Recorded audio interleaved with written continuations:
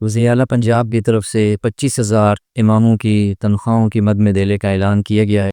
بہت سارے حلقوں میں تشویش پائی جا رہی ہے، کچھ احباب اس کے حق میں بھی آواز اٹھا رہے ہیں۔ تھوڑا سا اس کا جائزہ لیتے ہیں، یہ کیا ہے کیا اماموں کو یہ تنخواہ لینی چاہیے، وصول کر لینی چاہیے یا نہیں لینی چاہیے؟ اس سارے سلسلوں کے اندر کچھ لبرلز ہیں، کچھ ان کے ہم نوا ہیں، اور کچھ نادان ہیں، اور کچھ مخلص ہیں۔ وہ سب مل کر کے ان کی طرف سے، خاص طور پر لبرلز اور ان کے ہم نواؤں کی طرف سے ایک جو ہے نا وہ شوشہ چھوڑا گیا ہے اور ایک آواز لگائی گئی ہے۔ وہ یہ ہے کہ یہ جتنے بھی بڑے بڑے لیڈرز ہیں، رہنما ہیں، یہ اس لیے اماموں کو، ان چھوٹے لوگوں کو، اپنے کارکنوں کو اس 25,000 لینے سے منع کر رہے ہیں کہ اگر یہ 25,000 ان کو مل گیا تو پھر یہ ہمارے ماتحت نہیں رہیں گے، ہم ان کو اپنے جلسے جلوسوں میں نہیں لا سکیں گے، یہ ہمارے کارکن بن کے کام نہیں کریں گے، اور یہ ہماری بات نہیں مانیں گے، اور ہماری جو لیڈرشپ ہے اس کو نقصان پہنچے گا،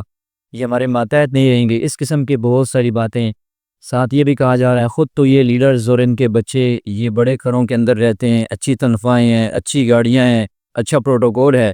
لیکن اپنے چھوٹے طبقے کو یہ یوں ہی مفلس رکھنا چاہتے ہیں، یوں ہی غریب رکھنا چاہتے ہیں۔ تو یہ ایک شوشہ جو ہے نا انہوں نے اپنی طرف سے ایک اٹھایا ہوا ہے۔ تھوڑا سا ہم ذرا غور کرتے ہیں اس بات کے اوپر کہ اگر واقعی یہ بات ہوتی کہ یہ لیڈرشپ اور یہ رہنما اور یہ بڑے مختلف جماعتوں کے یا وفاق المدارس کے جنہوں نے اس کا انکار کیا کہ ہم یہ پیسے وصول نہیں کریں گے، اس کی بنیادی وجہ اگر یہ ہوتی کہ یہ لوگ اپنے اس نچلے طبقے کو اوپر نہیں لانا چاہتے اور ان کو یوں ہی غریب رکھنا چاہتے ہیں، ان کو یوں ہی دبا کر کے رکھنا چاہتے ہیں، تو اگر اس کی یہ وجہ ہمیں سمجھ میں آتی اور یہ ٹھیک بھی ہوتی اس وقت جب یہ تمام امور کے اندر یہی ریٹ لگائی رکھتے، کسی بھی قسم کی ان کی تنخواہوں کے معاملے کے اندر یوں ہی کرتے رہتے۔ حالانکہ معاملہ تو اس کے برعکس ہے۔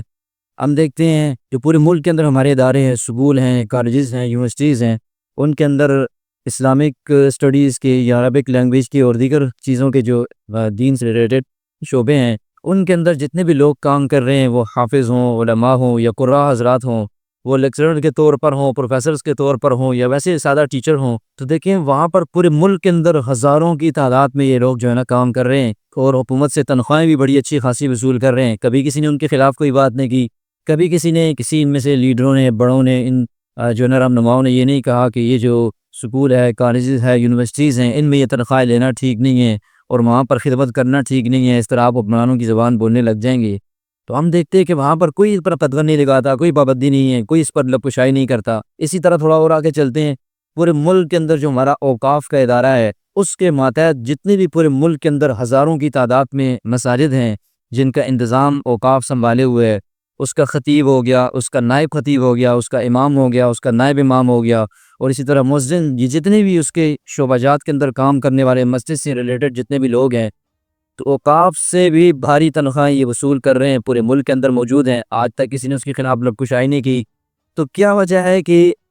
حکومت پنجاب جو ہے نا 25,000 کا اعلان کرتی ہے تو یہ اس کے خلاف بولتے ہیں، اور یہاں سکول میں، کالج میں، یونیورسٹیز میں اور اوقاف کی مساجد کے اندر یہ لوگ تنخواہیں لے رہے ہیں، وہی کچھ نہیں کہتا۔ اسی طرح آپ اور دیکھیں ہمارے اداروں میں، مثال کے طور پر فوج کا ادارہ ہے، اس کے اندر جو ریلیجیس آفیسر ہے، اور اسی طرح خطیب ہے، نائب خطیب ہے، امام ہے، مؤذن ہے، وغیرہ وغیرہ، نائب امام ہے، یہ سارے اس پورے ادارے کے اندر ہزاروں کی تعداد کے اندر موجود ہیں، تو وہاں بھی کوئی نہیں بولتا، بلکہ یہ ساری لیڈرشپ جتنے بھی آج جو ہے نا 25,000 کی مخالف ہے، یہ ساری اپنے کارکنوں کو، یہ سارے اپنے مدرسوں میں پڑھنے والوں کو، اپنی جماعتوں کے کارکنوں کو، اپنے ماتحتوں کو، سب کو اس کی طرف ترغیب دیتے ہیں کہ آپ محکمہ اوقاف کے خطیب لگ جائیں، آپ وہاں مؤذن بن جائیں، آپ وہاں جو ہے نا امام بن جائیں، آپ فوج میں چلے جائیں، آپ جو ہے نا کالج یونیورسٹیز کے اندر جا کر کے آپ لیکچرر بن جائیں، پروفیسر بن جائیں، تو کوئی ان کو منع نہیں کرتا۔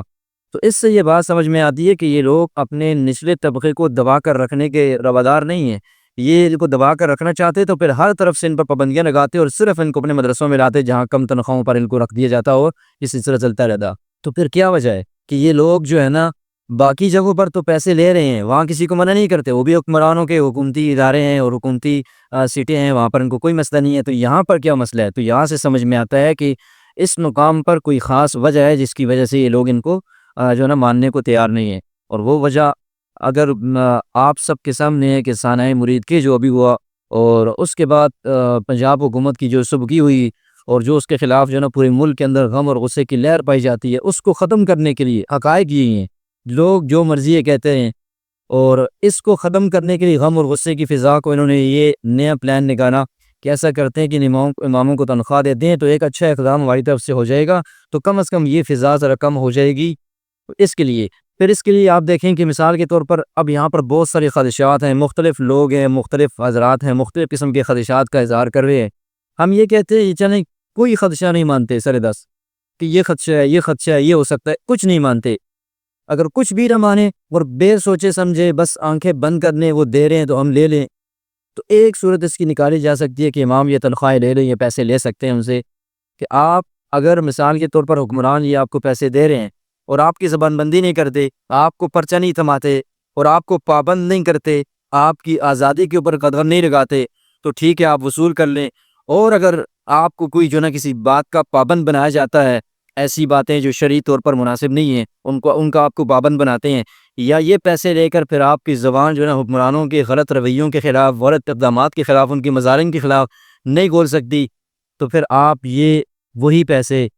ان کے منہ پر دے ماریں، واپس کر دیں۔ لیکن اگر ایسی کوئی صورتحال نہیں ہے جو خدشات کا اظہار کیے جا رہا ہے تو پھر ٹھیک ہے وصول کیے جا سکتے ہیں۔ ایک رائے اگر بغیر سوچے سمجھے ہم دیکھیں تو پھر یہ قائم کی جا سکتی ہے اور یہ ایک اس کا راستہ نکل سکتا ہے۔ لیکن اگر ہمارے حکمرانوں کے سابقہ رویے کو ہماری اسٹیبلشمنٹ جو ہے اور ہمارے دیگر جو ادارے ہیں جو ان کی مغربیت نوازی ہے، جو پہلے دن سے پاکستان کے قائم ہونے کے بعد اس کوشش کے اندر آج تک لگے ہوئے ہیں کہ کسی طریقے کے ساتھ اس پورے معاشرے کے اندر جو گراؤنڈ لیول پر، جو گلی محلوں کے اندر جو ہے نا ریئلٹی ہے کہ ان کے پاس پاور شو، ان کے پاس جو ہے نا وہ اسٹریٹ پاور ہے ان کے پاس، یہ کسی طریقے سے ان کا کردار چھین لیا جائے اور ان کو جو ہے نا ان کی آزادی کو چھین لیا جائے اور ان کو جو ہے نا بے دست و پا کر دیے جائے۔ ان کو اپنے انڈر قابو میں کرنے کے لیے مختلف ہیلے بہانے تلاش کرتے رہتے ہیں، کبھی ان کو قومی دھارے میں لانے کی کوشش کے نام سے یہ کام کرتے ہیں، کبھی جو ہے نا وقف کے قانون کے نام سے، کبھی اس طرح مدارس پر عرصہ حیات تنگ کر کے، کبھی جو ہے نا وزارت تعلیم سے منسلک کرنے کے نام سے، یعنی کسی بھی طریقے سے اس کو ہم حکمرانوں کو ان اداروں کے اندر گھسیڑ دیں اور کسی طریقے کے ساتھ جو ہے نا یہ ہمارے قومی دھارے کے اندر اس طرح شامل ہو جائیں کہ جیسے ہم چاہیں ویسے یہ کام کریں۔ اور اصل مقصد ان کا یہ ہے کہ جیسے دیگر عرب ممالک کے اندر، دنیا کے دیگر ممالک کی مثال ہے کہ وہاں پر جو ہے نا ائمہ کرام جو ہے نا وہ حکمرانوں کے خلاف نہیں بول سکتے، حکمرانوں کی پالیسیوں کے خلاف نہیں بول سکتے، وہ صرف جو میٹھی میٹھی باتیں ہیں بس وہی کر سکتے ہیں عوام کو، اور باقی باتیں ان کو پورا اسلام نہیں سمجھا سکتے۔ تو بس ان کا اصل مقصد یہ ہے کہ کسی طریقے کے ساتھ ان کو وہاں پر لا کر کے اس کے لیے مختلف قسم کی پالیسیاں مختلف دوروں کے اندر یہ بنانے کی کوشش کرتے رہتے ہیں۔ تو ہم یہ سمجھتے ہیں کہ اصل مقصد ان کا اب بھی یہی ہے کہ کسی طریقے کے ساتھ ان کو ریگولائز کر کے ہم ایسے درمیان میں لے آئیں کہ یہ آہستہ آہستہ آہستہ ان پر شکنجہ کستا جائے اور یہ آخر ہمارے قابو کے اندر آ جائیں۔ تو ایک اس کی وجہ یہ ہے۔ دوسرے نمبر پر امام جو ہوتا ہے مسجد کا خطیب وہی اصل ہوتا ہے، باقی انتشار پھیلانے والے، باقی آس پاس کے لوگوں کی کوئی حیثیت نہیں ہوتی۔ تو جب امام کا جو عقیدہ ہو، بریلوی ہو، دیوبندی ہو، اہل حدیث ہو، ایون کچھ بھی ہو، اگر وہ متعصب ہے تو آس پاس کے لوگوں کو متعصب بنا دے گا۔ اگر وہ نرم رویے والا ہے، وہ اعتدال والا ہے، وہ محبت کو بانٹنے والا ہے، محبتوں کو آپس میں جو ہے نا اتفاق کو فروغ دینے والا ہے، آس پاس کے لوگوں کا مزاج وہی بن جائے گا، تو امام اصل ہوتا ہے۔ اس لیے حکمرانوں نے اب یہ کوشش کی کہ امام پر قابو پا کر پوری مسجد پر قبضہ کر لیں۔ اب وہ افراد پر تو قبضہ کرنے سے، قابو کرنے سے رہے، وہ تو حالات ملکی آپ بھی صورتحال کے سامنے ہیں، تو انہوں نے کہا کہ ہم امام کے اوپر کنٹرول کر لیں تو بس پوری مسجد کے اوپر قبضہ ہے۔ جب اس ایک امام کو، جیسا کہ بعض حضرات نے یہ بات کی ہے، ایک امام کو تنخواہ دے گی اور وہ ان کے کھاتے میں، اس فارم پر بھی ہم بات کریں گے انشاءاللہ پھر کسی وقت، جو فارم فل کرنے کے لیے بھی دیا ہوا ہے، اس کے اندر جب یہ مسجد اور اس کی پوری ڈیٹیلز جب حکمرانوں کے پاس چلی جائیں گی، ہمارے اداروں کے پاس، تو امام پھر تبدیل بھی ہو جائے۔ اگر یہ حکمرانوں کی بات نہیں مانے گا اس کو ہٹا دیں گے، دوسرا لے آئیں گے۔ تو آپ تصور کر سکتے ہیں کہ کس زبردست اور کس باریک بینی کے ساتھ انہوں نے اماموں کو کنٹرول کرنے کے لیے، بلکہ پوری مسجدوں پر جو ہے نا قبضہ جمانے کے لیے اور مکمل قبضہ جمانے کے لیے کیسی زبردست گیم چلانے کی کوشش کی ہے۔ اور یہاں پر بعض حضرات جو یہ کہہ رہے ہیں کہ جی نہیں جی اچھا کام ہے، تو ان کے لیے